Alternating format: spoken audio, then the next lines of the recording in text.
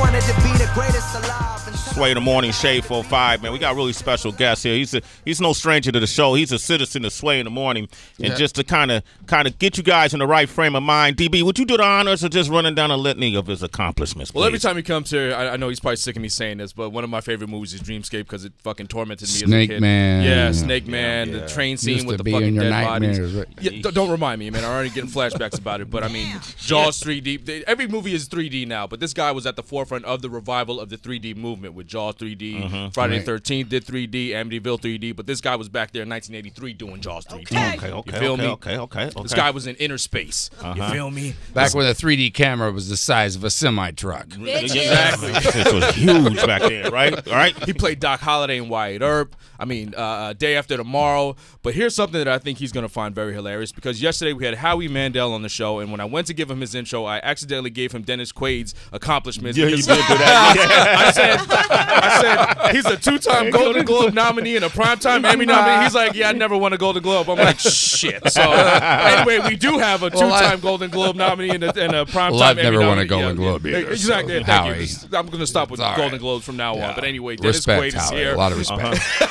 with one of his band members from the Sharks because they have a new album out today. Please welcome him back, Dennis Quaid. All right, and Jamie James is here too, man. Good to be here, man. Good to be here. Wait, hold up, Jamie. Some of you've been producing for you've done plenty of projects in your day, right? Yeah, I've been around a little bit. This was the King Bees back in the 80s. Yeah, 1980. Yeah, With Robert Stigwood organization, you know, and then an old actor friend of mine, Harry Dean Stanton, for a long time. And that's how we met, was through Harry Dean Stanton. Okay, and Harry Dean Stanton, you knew him, or? I knew Harry since he was 50. Met him back then, and then he met Harry, and then we all three were in the same place the year 2000. And that's Harry gave us his blessing to start a band, and we've been together for 18 years. 18 years, man. 18 years. 18 years. But 18 years, is this the first album that you guys have done, right? Well, we've recorded stuff to live. sell. Well, we recorded a live record at the House of Blues. We wanted to really make a real record, and that's what I was talking to my buddy T-Bone Burnett, who I've known for like decades as well, about it, and he set us up over at Village and loaned us his engineer Mike Persanti, and away we went. It took us about 6 months, and we cut 25 tracks, and we put 13 that we got. You got 13, but how many are covers and how many are originals? What we have? Five No, covers? I think there's only let's see, I think there's 4 covers. Four Okay, covers. four on this covers. one, Four covers. Yeah. 9 originals. Yeah, Nine originals. I just take credit for the other ones. As you should, Dennis. As you should. "Riders on the Storm" is one of the songs on here, and love it. And we were just having this conversation. In hip hop, obviously, early on, where a lot of us got our music was through sampling. Early on, people were playing live instrumentation, and then when these drum processors were created, it was easier for the inner city kid to sample. And recently, there was a story about a producer named Mira, who produced a song for an artist named Juice WRLD. That's pretty damn big. The song is called Lucid Dreams. And they sampled something from Sting. Shape of My Heart. Yeah, and Sting people wanted 100% of the rights of the publishing, and the producer was pissed off at Sting and his people for wanting 100% of what they I sampled. remember when that happened. Yeah. What do you guys think about sampling? You know who's the most sampled person ever? Who? James Brown. Yeah, James Brown. facts. Yeah, I mean, and he just let it happen. And I think it's great. I mean, it makes other music. After all, I mean, music comes from the music that you love. If anything, I think at the time that it happened, I think it was a good thing because it started another kind of music and really took it forward. Yeah, it's been going on for a long time. I mean, Yeah. look, the Rolling Stones and Keith Richards will be the first one to tell you they sampled Chuck Berry. Chuck Berry sampled T-Bone Walker. I mean, it's been going on and on and on. Just that it, instead of being from live, sampling. It went to machines, devices, you know, with the younger kids, you know. Yeah, not only that, but James Brown lives on, man. James Brown, you know what I mean? Right. He lives on big. Well, in his case, though, the business aspect of it, he didn't know, but he had sold off a lot of his publishing rights, so he did. He wasn't benefiting from it, and then we seen that hustle happen in the music game forever, where people take control of your publishing and you can't benefit on the residual aspect of it later down the line. Yeah. But the actual idea of sampling, you guys don't have a problem with. So I have no problem with it. So Riders on the Storm, what made you pick that song from the Doors? Because I loved it as a kid. The first time I heard of it, it just put me in another world, you know, back in the late 60s, 70s. And it's always stayed with me every time I ever hear it, especially if I'm on a midnight drive somewhere, man. That's the perfect song. That's the one to put on? Oh, yeah. And the lyric, like a dog without a bone and an actor out on loan, man. Yeah. You can't beat that. All the way back to my 8-track days. Back to the 8-track. I remember that. You sticking the tape breaks and snaps. You had it in your trunk, man. And all that shit. Let me ask you something. So is it different from when you're acting, how you dress than when you're performing? Because you got this really fly motorcycle leather jacket on, man. I didn't really see you in that last. When you come to promote movies, you wear something tall. You wear blazers. Wear blazers and talk like this. But that's right. But when you sing, when you play, is it a persona or that's you? It's kind of a persona. Okay. I think that's what gets you up on stage is to have a kind of a persona. But I call it true fiction. Okay. Basically. True fiction. You know what I mean? You kind of like create something I like for that. persona to come out there but still tell the truth, you know?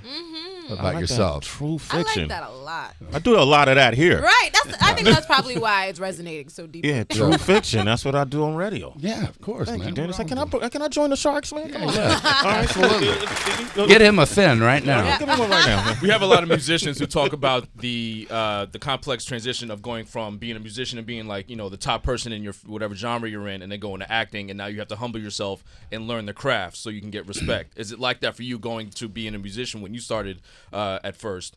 Did you feel the same way? Like, I need to just take this serious and not just kind of play? Well, I've always, I've been playing music since I was like 12. And there's a lot of aspects, especially when it comes to like going into the studio to record, that were things that I had to say, hey, man, I need to start at like square one here and like listen to people and find people to learn from that I really respect. Yeah, that was going on. But I think it's also a very natural transition with musicians and actors, especially musicians going to acting, because it is a performance when you're on stage. It's like a theater. It's a live presentational performance, and you are kind of creating a character in the songs that you play. Where if it's written by somebody else, you have to still feel those and the emotions that you're putting out. That's really what acting is about, just kind of letting it go and letting it flow. I think there's also an organic transition, too, because over the last 18 years, watching Dennis from the very first couple times, most of the time almost having his back to the audience. Seriously, and playing these like dark little holes in Hollywood.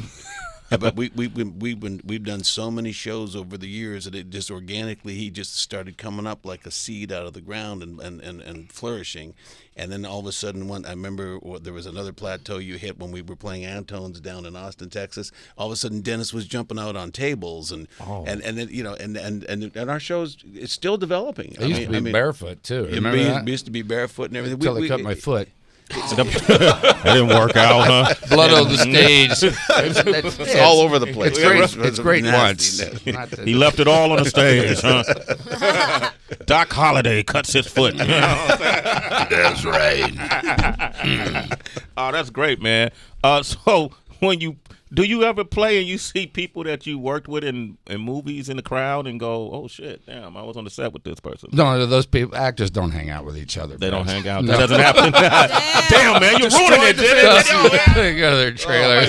We take our selfies and go home, you know. Wow. It's like, where do the DJs go? Where do you guys all hang out? You know? Musicians, on the other hand, they're very collegial. Yeah, right. They hang out, right? Yeah, and drink beer. Bum money off each other. Right, is that bum money off it? Jamie, you want to talk about something off your chest, man? I could use a fin.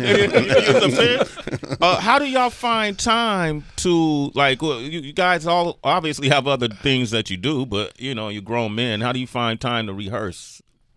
We were doing well in LA for so many years. We were doing like 1 or 2 gigs a week in LA, really? and in bars and in places around town, and just get up to as a band and the chops, and we rehearse now like once a week at my house. Yeah, we keep it real small, man, real simple. Like we still use cords that plug from the guitar into the amplifier. Shit, they still make those? Yeah, they still make. I mean, because that's for me. That's what I know. Yeah. I mean, that's how I can deliver it to you. Yeah.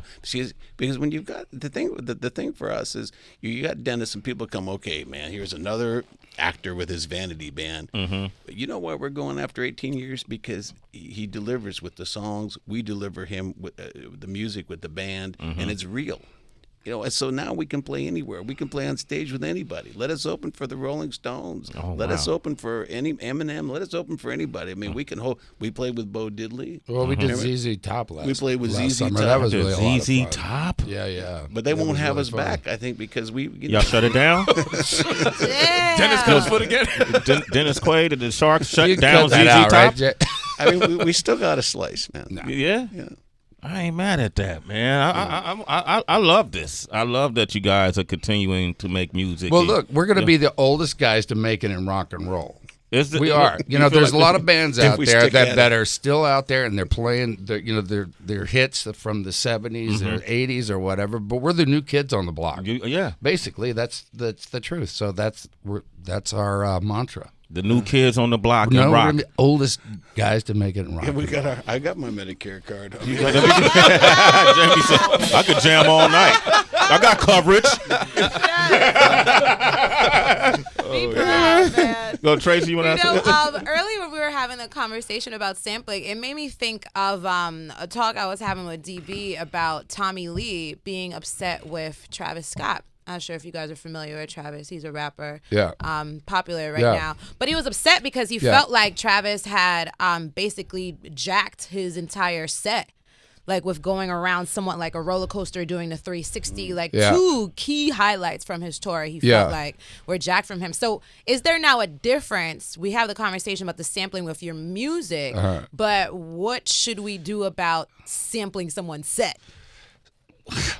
I don't know what you're going to do about it. I mean, just saw U2 in concert. I mean, that was an incredible set. That took, if you can get 22 semi-trucks to go from town to town, then, I think you can do it. Yeah.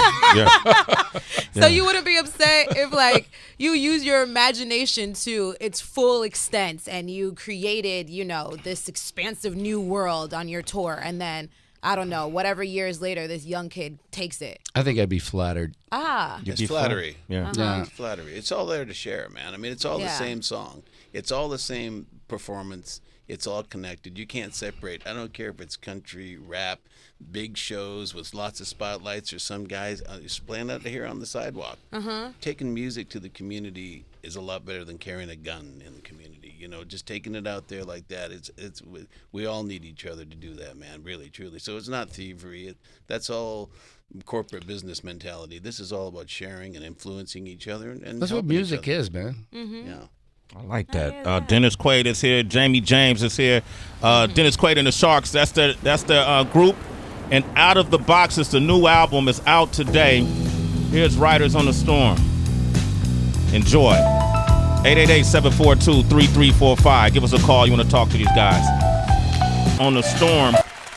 Let me ask you this. When you do a cover like this, and especially from a group like this, how much creative liberty do you have to either tweak the music? Do they care? Do you got to get it cleared by them, or how does that work? No, I don't think we got to get it cleared by them. We just did it, and I think we get the rights. Hey, by the way, this is an announcement. It's on the record, so if you want to come after us, We're right here. Okay. Respect. So you respect. Here's your fee. Respect. We also we do L.A. Woman as well, and I added a lyric to it at the end. Can you do that? I guess you can. We're finding out on the spot. Music all the rappers do, all the hip hop do. I mean, why not? What the heck? Okay. Learn as you go. Just telling a story. Well, do you try not to sing it in the same voice or what I do is I do it as me. I don't try to do it as anyone, as like Jim Morrison. No, I don't try to do it as Jim Morrison. I try to do it as me, and I'm a little bit more optimistic, I think, than Jim was. Y'all got a chance to play with the. But he was. I mean, he was great. Great. Why do an impersonation? Okay. Just kind of. Like I said, true fiction. Mm-hmm. You know what I mean? Hold up. We got somebody from the Doors Publishing Company that's calling on the line right now. Hello. Sway the morning. Hey, thank you for listening to the show. Y'all got a chance to play with the remaining members of the Doors? Or Yeah, we played about a month ago. We played with Densmore and Robbie Krieger at this benefit that we did. And we did Riders on the Storm there. He was on guitars in the back, too, and I was singing, and it was like pinch myself, Yeah, it's it was a dream. Yeah.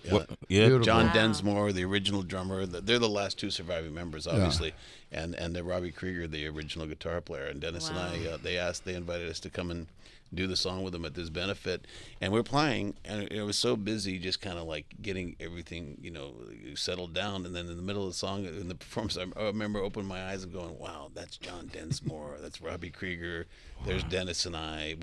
How long have we been doing this song? We just started doing it a few years ago. Yeah, couple years ago. Yeah, but LA Woman we've done for like 15 years. But what did they say after the performance? Did they say, "Damn, y'all screwed that up," or did they? You know what I mean? Like, what did they? No. John Densmore sent me an email the next day saying, "It was a great time, great fun, and tell Dennis thank you." And I hope to hang more with him. Actually, is what I like to do. Oh, that would be great. That's we get each other's numbers, so. Maybe after Christmas. Yeah, slide in their DMs. Take them on tour with you. I've had a very lucky life. As far as musical influences. I'm from Texas and I grew up with the country music and this and that. But the people I've got to like hang and be around, like David Byrne in the '70s and the Neville Brothers, who I recorded "Closer to You" with, a song I got into the Big Easy, and. It's just the people I've gotten to hang with. It's just amazing, and really kind of feel and learn music, and takes me to another place. Man, you smile when you talk about it, man. That's incredible. And you didn't mention Jamie though. Some of the people. Well, Jamie's always here, man. But like Jerry Lee Lewis. Bob Seger. Yeah. You got to remember that's back in the '70s and '80s, and man, cocaine brought a lot of us together. Was that what it was? Okay. Yes, it did. Yes, it certainly did. I ain't lying. I'm not lying. Certainly was easier to have somebody to come to your house back then, wasn't it? Delivery. Yeah. Ding dong. Boy, you sound good. Let's jam, man. We should do this again. It'd be 2 a.m. Everybody be ready to come over. Let's do it again, man. Hey, so there's more the reason why you want to get this album out of the box. It's out right now. Let me go to the phone lines real quick. We got Link from New York on the line. Link, good morning. Link. Good morning. Hey, how you doing, Link? Yeah, I just want to say, I'm a listener of all music, but I just heard so much game that you gave to answer that question that Tracy had for you, and your energy in the room is just heartfelt, especially in these hard times. And I will check out the album because you two are cool ass dudes. God bless you, Link. God bless you. Merry Christmas, Happy holidays, y'all. Happy holidays. Hey, y'all are some cool ass dudes, man. Hey, Chris from Los Angeles. What up, Chris? What up? How you doing? Yo, up early. Good morning. The movie Gang Related. I want to know what it was like for you working with Tupac. That's another one. What I mean, like by lucky life, man. I did that film. I was on it for 3 weeks, and Tupac.